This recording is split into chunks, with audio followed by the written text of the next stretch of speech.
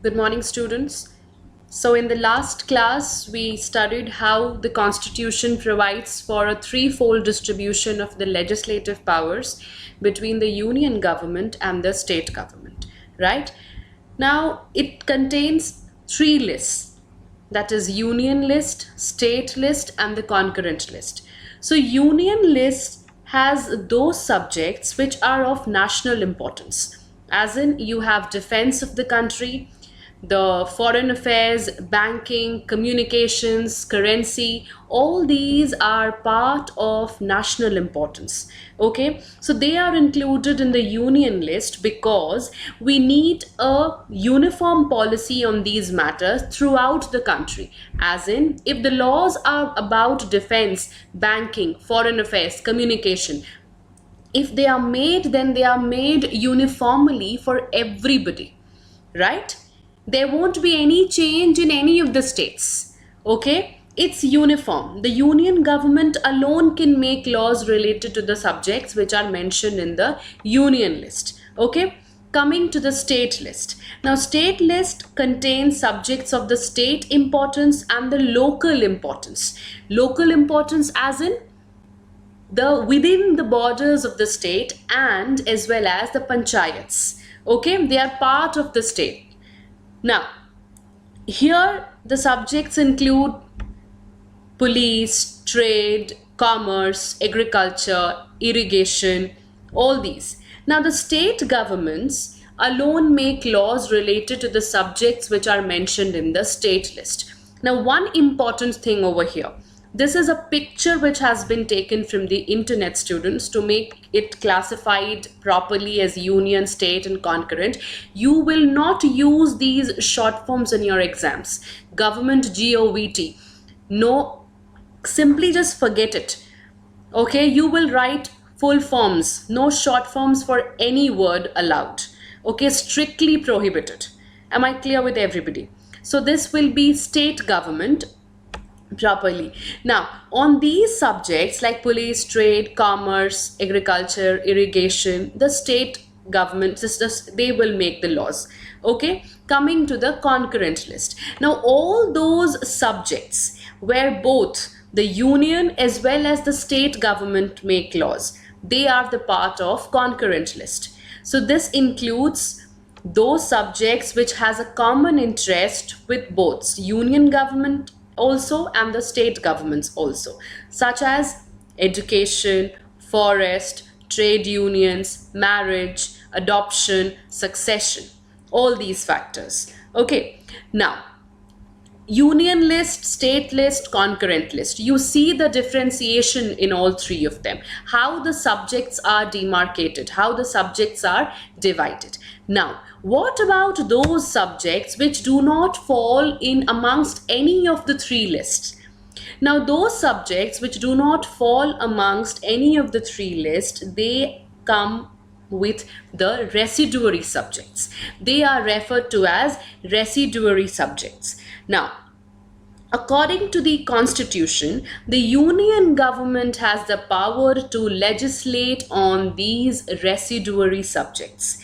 Okay, subjects like computer softwares. Okay, they are not a part of any of these, but they are very important in the present times, right? They have been always important. So, all such areas which do not fall in any of these are part of the union government, and they are referred to as the residuary subjects. Okay. Now, as you all know that there are certain units of the Indian Union which enjoy some little power, or let's say special powers as well.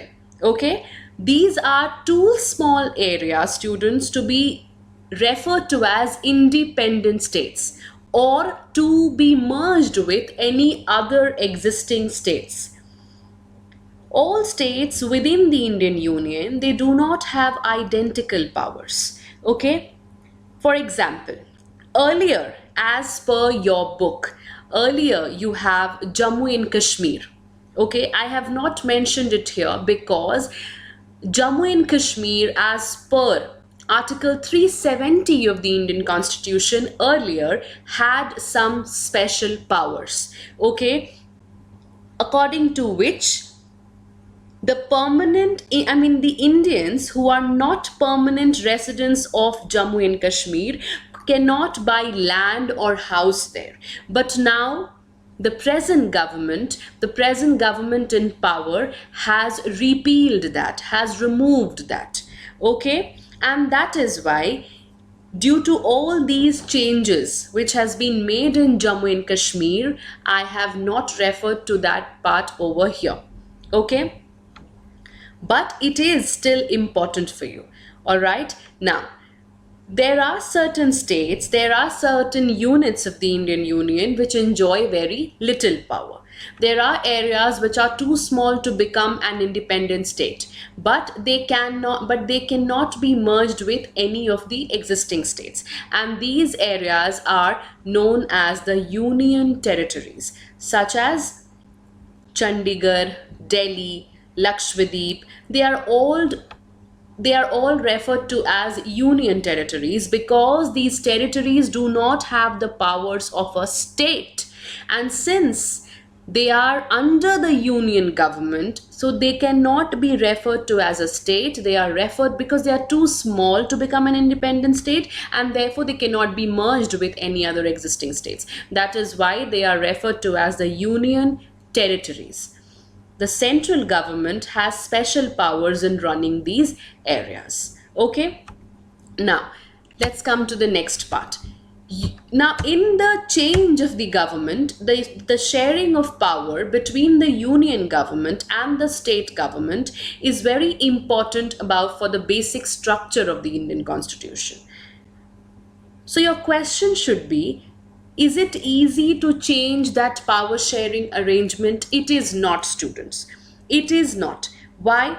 There is a certain procedure which is very long to change the arrangement of power sharing. First of all, what is that? Now your book talks about the arrangement of state, as in the special majority. There are certain process that is supposed to be implemented to change the arrangements, to change the basic structure of the constitution. Okay. There are three important measures. Number one is your simple majority. It is not given in your book. Okay. I'm telling you in order to make you understand this part.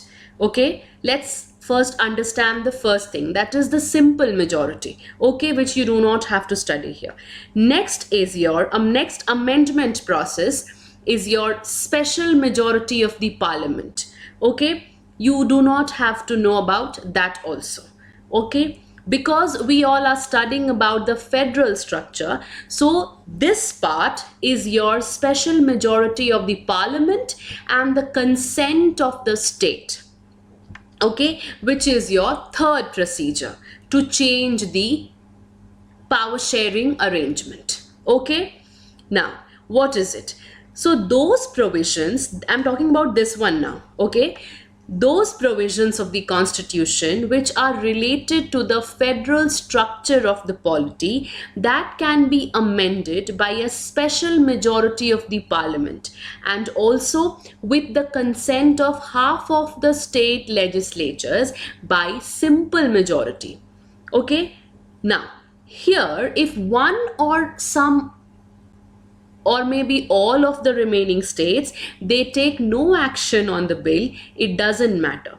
The moment half of the states will give their consent, the formality is completed, the process is completed. Now, there is no time limit within which the states should give their consent to the bill. Okay? Now, here, this is that procedure. So any change which has to be passed here, any change that has to be made is supposed to be first passed by both the houses of the parliament with at least 2/3 majority. Okay, 2/3 of the members. Okay, then it has to be ratified by the legislatures. At least half of the states, right? Therefore, judiciary plays a very important role in the implementation of the constitutional provisions, which means that if anyone tries to not follow that or takes a wrong way out, then the judiciary, which acts as the guardian of the constitution, can obstruct, can stop them, can declare that part as null and void, okay, can interfere. Okay, now here I'll just tell you, I'll introduce you with a new term which is not given in your book, but still to make you aware. This part where judiciary takes the charge or gets active in the field of legislatures or executive is your judicial activism. Okay, so judiciary plays a very important role in the implementation of the constitutional provisions, right? Now, the union government, okay, and the state governments have the power to raise the resources on the government, and the responsibilities is given to each one of them, each states, right?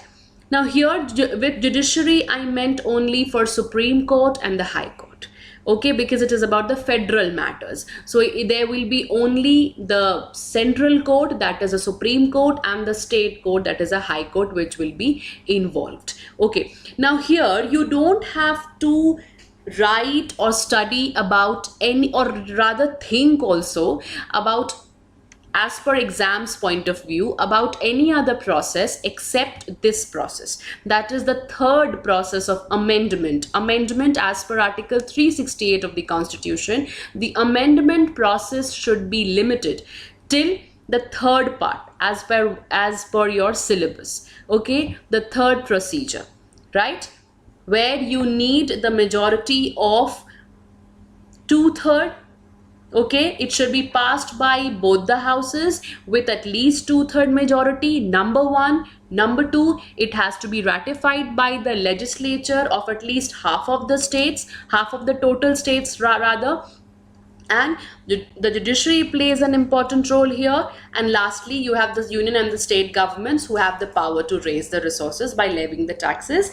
Okay, so this four matters here as per your change of the power sharing arrangement is required, nothing else. Whatever else has been taught to you in this part of the video is just to make you understand the concept that there are other procedures of amendment also, but you have to study only that amendment which affects the federal structure. Okay, all right students, this is all for today. In the next class, we will study how is federalism practiced, especially in India. Okay, thank you for this students. If you have any problem, please let me know.